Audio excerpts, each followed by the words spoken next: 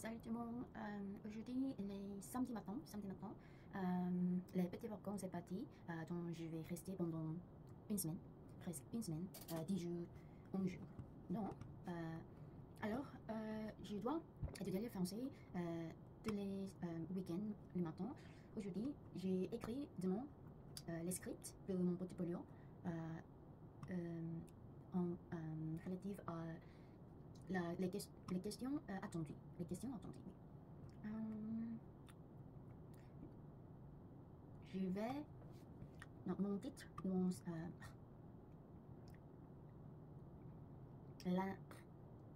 l'année prochaine, la semaine prochaine, j'ai écrit la préface de portfolio. J'ai essayé d'écrire les préfaces de mon portfolio. C'est le titre. Le titre est Knup. C'est le nom de bouquin. Oui. Ok, aujourd'hui, je vais parler des questions attendues.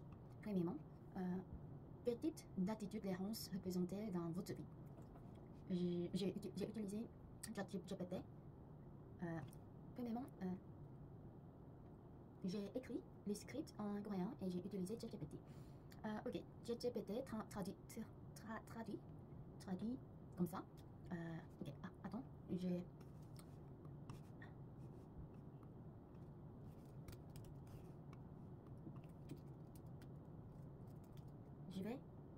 je vais préparer mon petit déjeuner maintenant parce que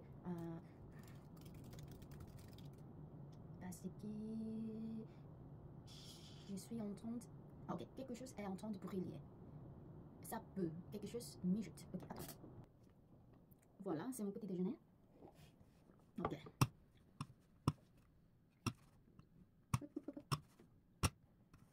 Ça ne marche pas.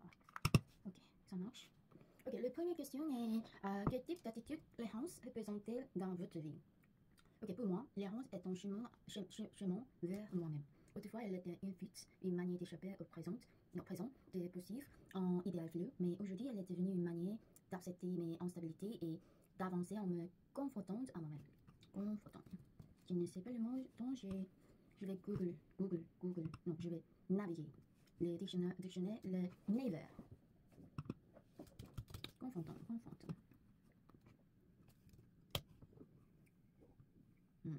Ok, confronter.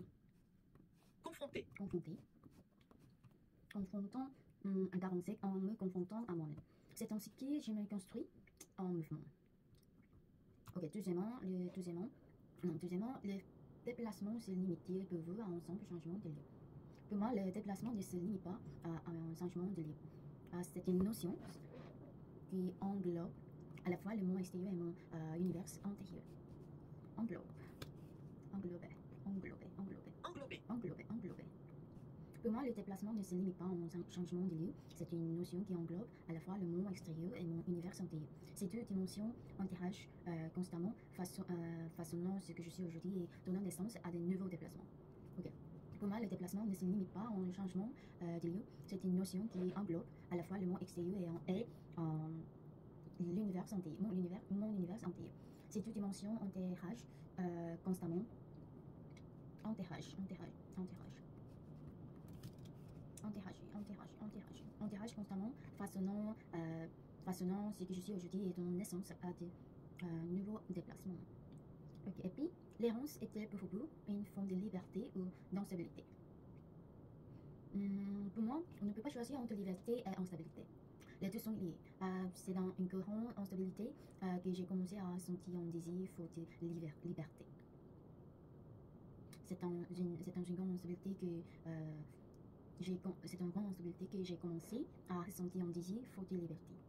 Je voulais tout essayer de vivre. Aujourd'hui, cette instabilité a diminué et ma définition de la liberté a changé. Être libre, c'est vouloir ce que je peux faire. C'est ça. Ok. Quatrième. Comment votre identité évolue à travers les déplacements? Le déplacement m'a permis de tisser des liens et ces relations ont enrichi mes émotions. Ces émotions m'ont aidé à mieux me connaître. En me déplaçant, j'ai appris à me confronter à moi-même, à comprendre mes limites, à reconnaître l'instabilité et l'imperfection humaine j'ai commencé à voir aussi bien mes parties sombres que mes côtés lumineux. Les absectis, cela prend du temps, mais c'est face à face est déjà début.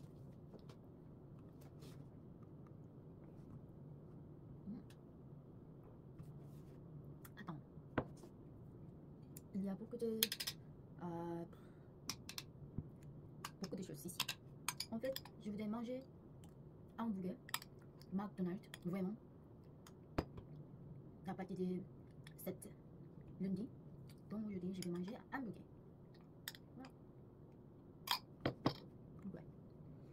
Ouais. Pourquoi avez-vous choisi Knut comme symbole de votre travail? Comme lui, je me déplace un peu juste savoir où je vais. Mais avec l'idée que chaque pas, chaque trace compte. Knut m'a permis de repenser les mouvements non pas comme une perte, mais comme une manière d'exister, d'habiter le monde autrement. Ok, sixième. Que signifie laisse quelque chose en avançant, comme le fait que nous. Laisser une trace, c'est dire qu'il y a, eu une rencontre, une histoire. Ce sont justement ces traces qui construisent notre humanité, notre mémoire collective. Parfois, elles sont visibles.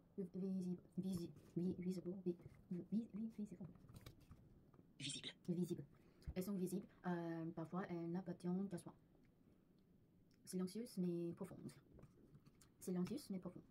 Mais même ces marques intimes sont du son, témoins d'un passage dans lien d'une vie en mouvement. Septième. Quel type de déplacement il y a dans votre vie, ces œuvres reflètent-elles? Elle reflète plusieurs formes de déplacement dans ma vie. Il y a eu d'abord une fuite de la maison, puis des déplacements motivés par mes rêves et mes idéaux. J'ai aussi connu des déplacements à travers les relations humaines ainsi que sur du voyage en tant que marcheuse nomade. Enfin, il y a eu des mouvements plus antérieurs, il y a des questions profondes sur moi-même. Finalement, huitième, qu'est-ce que vous cherchez à travers vos déplacements? Si je pense à l'instant présent, je dirais que je cherche la liberté, mais si je me projette dans l'avenir, peut-être que ce que je cherche vraiment, c'est l'amour. Ça peut sembler un peu romantique, mais je crois que le jour où mon errant s'arrêtera, c'est ça, je fonderai une famille. Peut-être que ce sera alors une autre forme de mouvement, les antilleux, les tous. Ok, c'est tout aujourd'hui. Je dois mémoriser. Je vais essayer de mémoriser toutes les questions attendues et préfaces, oui. Oui. En tout cas, j'ai gagné le temps à cause grâce à la petite vacances. Donc, ok, je dois essayer. Je vais essayer. Je peux essayer. Je dois essayer. Ok, aujourd'hui, c'est tout. Je pense que je peux prendre la vidéo hier aussi.